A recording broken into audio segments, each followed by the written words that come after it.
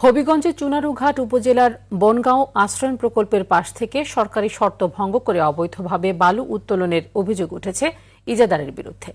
প্রশাসনের নাকের ডগায় ড্রেজার বসিয়ে নিয়মিত বালু তোলায় ভাঙন ঝুঁকিতে পড়েছে ১৬০টি পরিবারের বসতভিটা।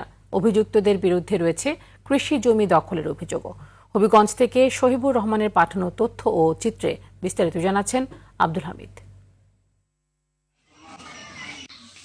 ভূমিহীন ও অসহায় ১৬০টি পরিবারকে হবিগঞ্জের চুনারুঘাট উপজেলার বনগাঁও আশ্রয়ণ প্রকল্পে মাথা গোঁজার ঠাঁই করে দেয় সরকার। তবে বালু খেকোদের ভয়াল থাবায় এই নিরাপদ আশ্রয়ই এখন আতঙ্কের ঠিকানায় পরিণত হয়েছে বাসিন্দাদের জন্য।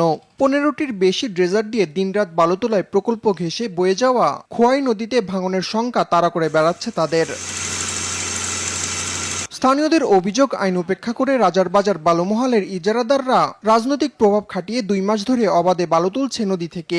পাশাপাশি জোরপূর্বক জমি দখলের অভিযোগও রয়েছে তাদের বিরুদ্ধে। আশ্রয়ণটা খুবই অবস্থা খুব খারাপ, যারা বালু তুললে মনে করেন নিয়েছে।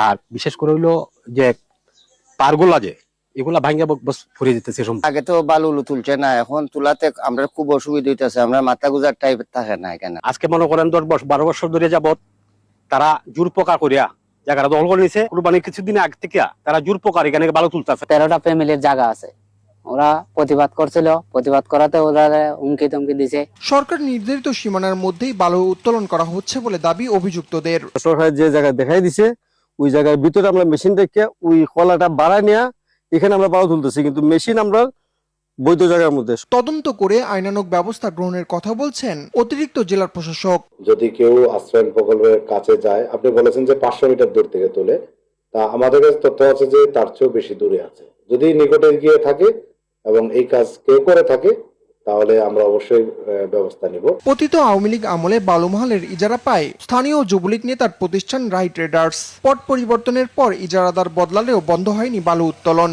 আশ্রয়ণ প্রকল্পটি রক্ষায় দ্রুত কার্যকর পদক্ষেপ গ্রহণের দাবি ভুক্তভোগীদের। আব্দুল হামিদ, RTV।